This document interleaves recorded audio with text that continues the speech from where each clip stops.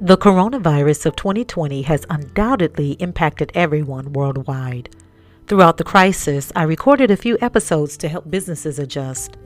This is an unprecedented time, and many of us face uncertainty, fear, doubt, and the permanent closure of our businesses while others survived. The key to it all is how we respond in times of crisis. How resilient are we as entrepreneurs? Enjoy this special series. And welcome back to On the Mic with Dr. H, the Global Mentor Coach, and you're listening to Business Basics. This podcast is dedicated to helping you grow your business. There's a lot going on in America right now, and the threat of retaliatory practices is among them. Recently, the U.S. requested China to close its embassy in Texas, and China responded with their own request for the U.S. to close its embassy in Wuhan. Aside from this, the rest of the world has closed their borders to the U.S., citing our government's mishandling of the COVID-19 virus. With all this tit for tat going on, is there a wonder if America has the dexterity to last? As a business, how are you to maneuver? I've talked about pivoting in your business before. And back when the virus outbreak started, I shared some tips on that, as well as some COVID-19 resources. Now there's a different kind of pivot that may be available to you. What do you think the likelihood of our import-export declining will be? I believe it's very likely that countries will temporarily cease to import-export goods and services with the U.S., citing concerns over COVID-19 and the fact that it can be transported on the surfaces of goods. And with the ceasing of goods will come services. How do you get ahead of this? For years, American businesses have outsourced production of goods. Now is the time to seize the opportunity to produce goods in America, but also create jobs for Americans.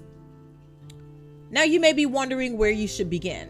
Well, let's take a look at the countries we trade the most with, and then we can look at some of the leading products the U.S. imports.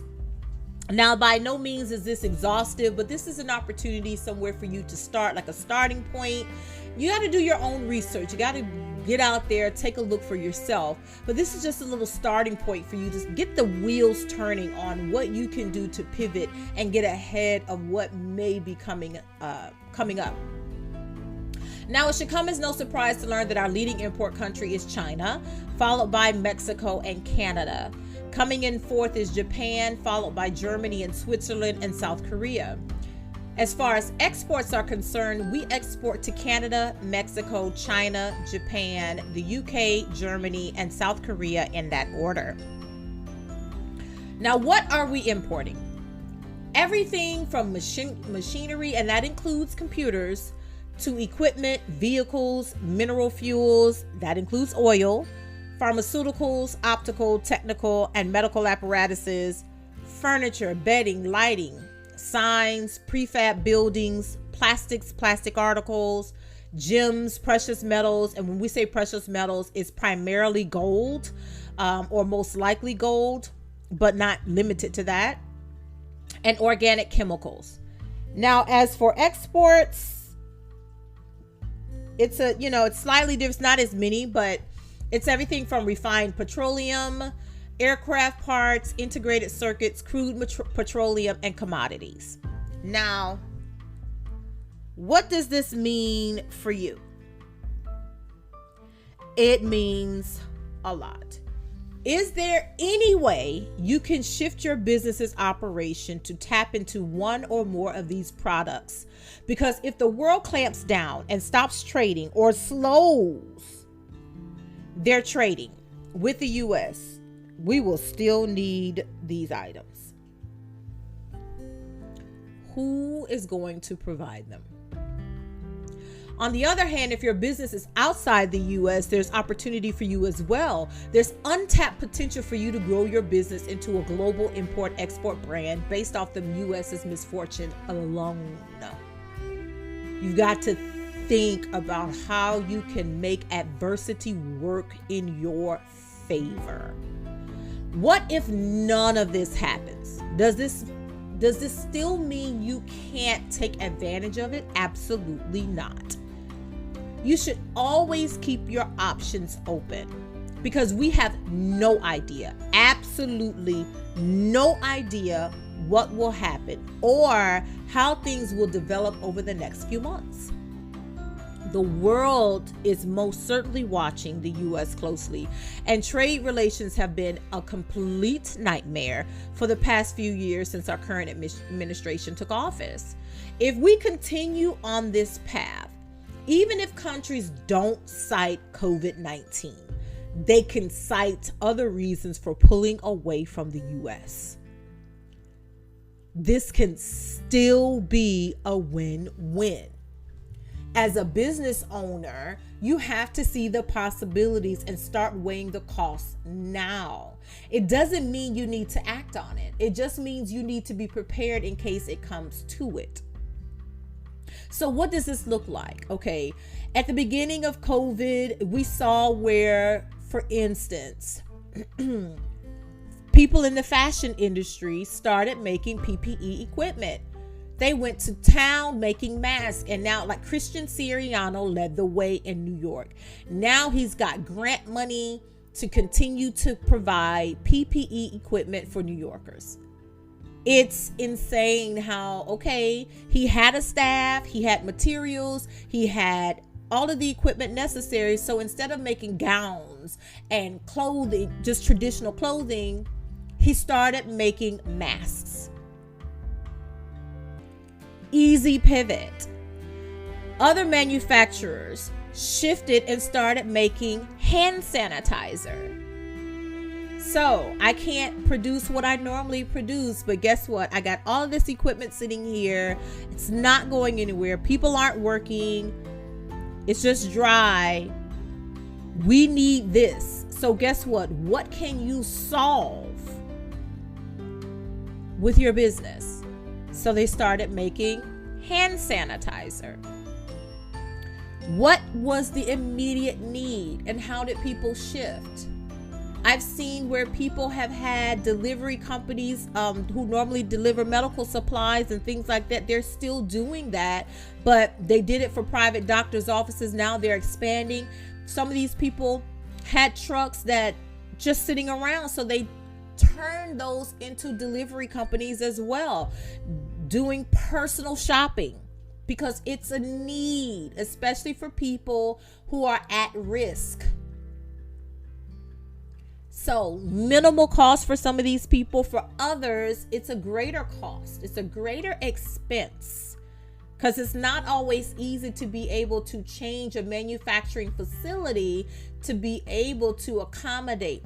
So, for instance, in the food industry, when it comes to cheese and some other products that we see commercially, it's not easy to shift your production when it comes to the size and how things are packaged. It's expensive.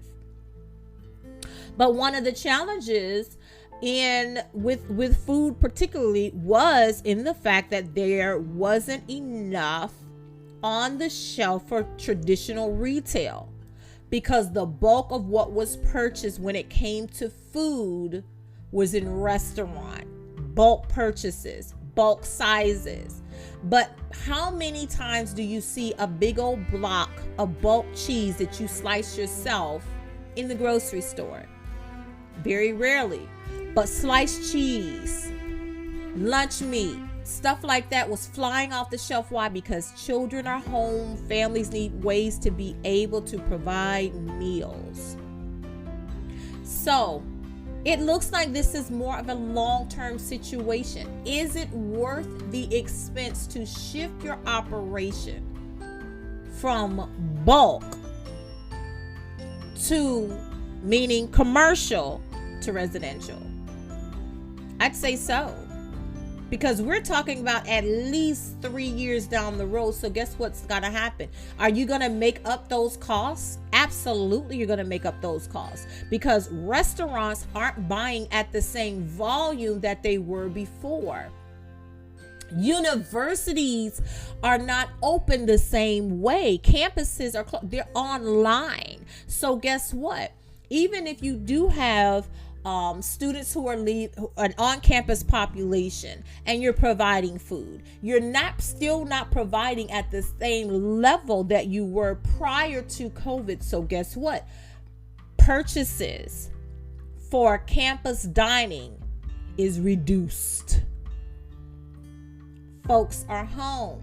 Students who have apartments on campus, they're not trying to sit here to figure out how to slice up a block of cheese.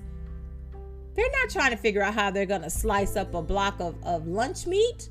I don't care if it's turkey, chicken, roast beef, ham. They're not trying to figure that out. They're absolutely not trying to figure that out. Everybody doesn't have a commercial grade slicer or any type of, or mandolin at home. They don't have that. And they're not trying to make that investment. So what is it worth it to your business to shift and pivot? So these are ideas, concepts of other ways that you can pivot in your business. The writing may not be on the wall, but there's a strong possibility that this could happen. It really, really is. What's wrong with American Made? You still may have to get the supplies from other countries.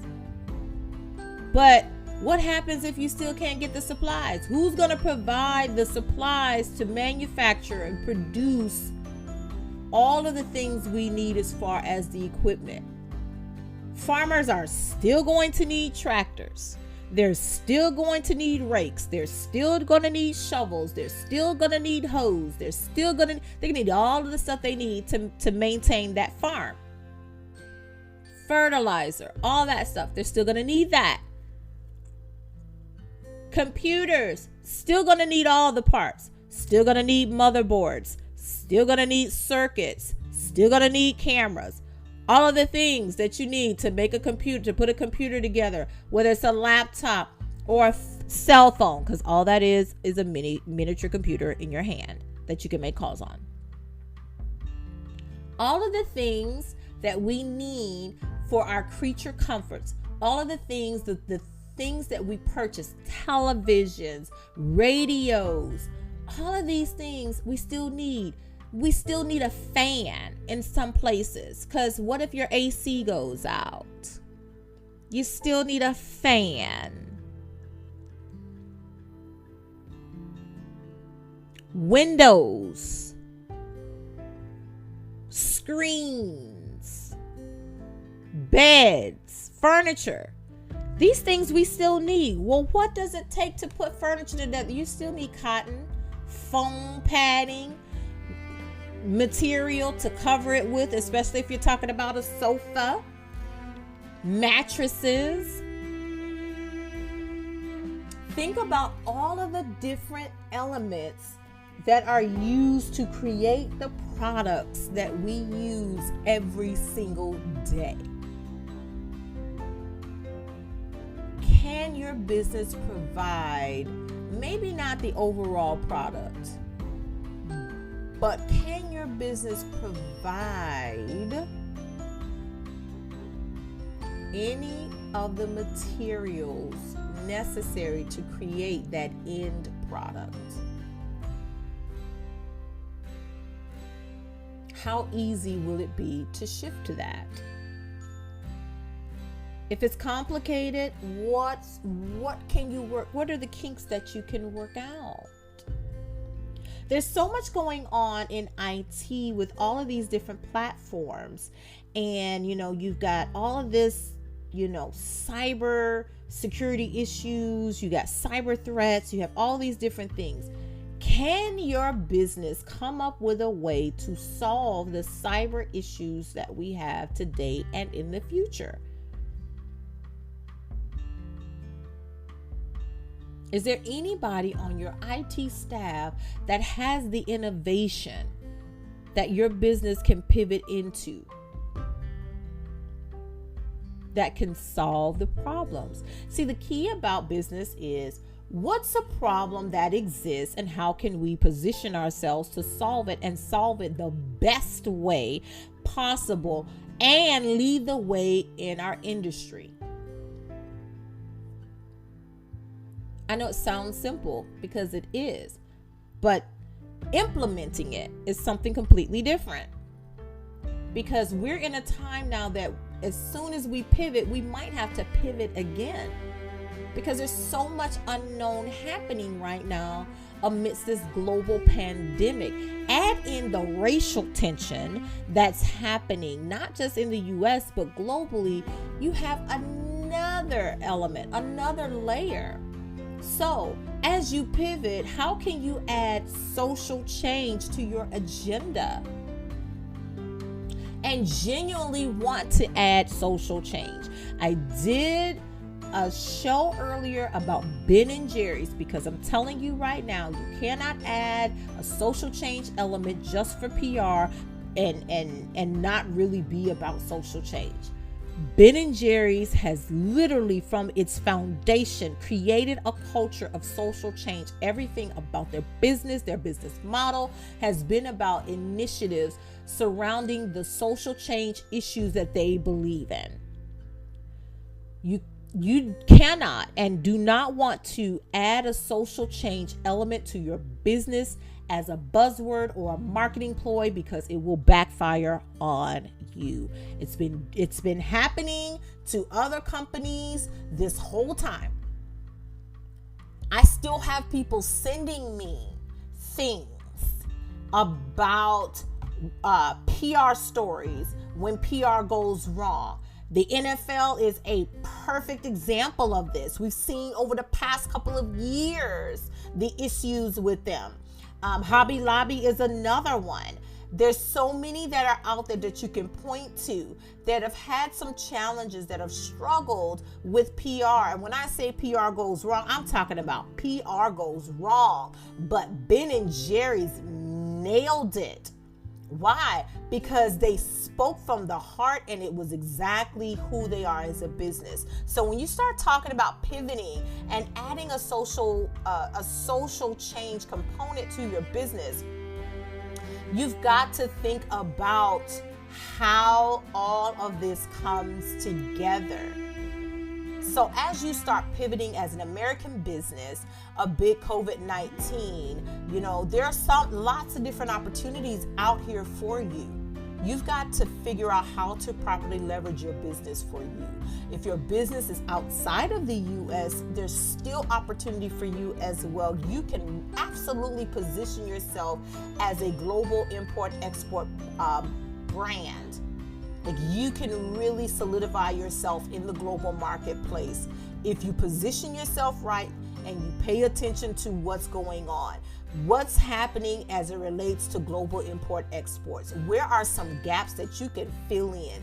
It's really about get in where you fit in, but do it early enough in the market that you can get ahead of everybody else and solidify yourself.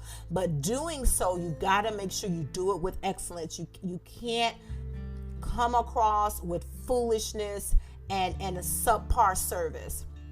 That's not going to fly right now. People are looking for dependable, reliable businesses. They're looking for that quality service. They're looking for that quality product.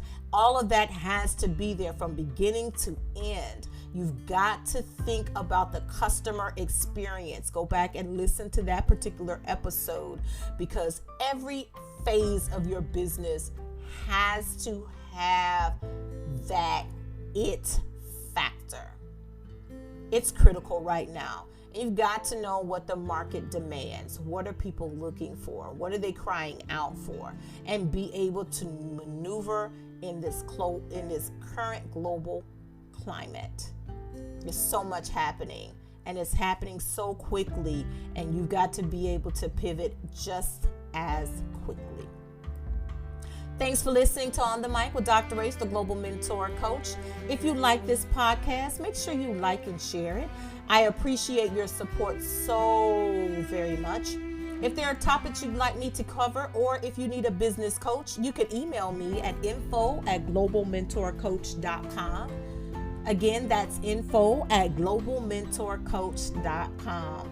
Again, thanks for tuning in with me, Dr. Race, the Global Mentor Coach. Remember to spread lots of love and light. Until next time.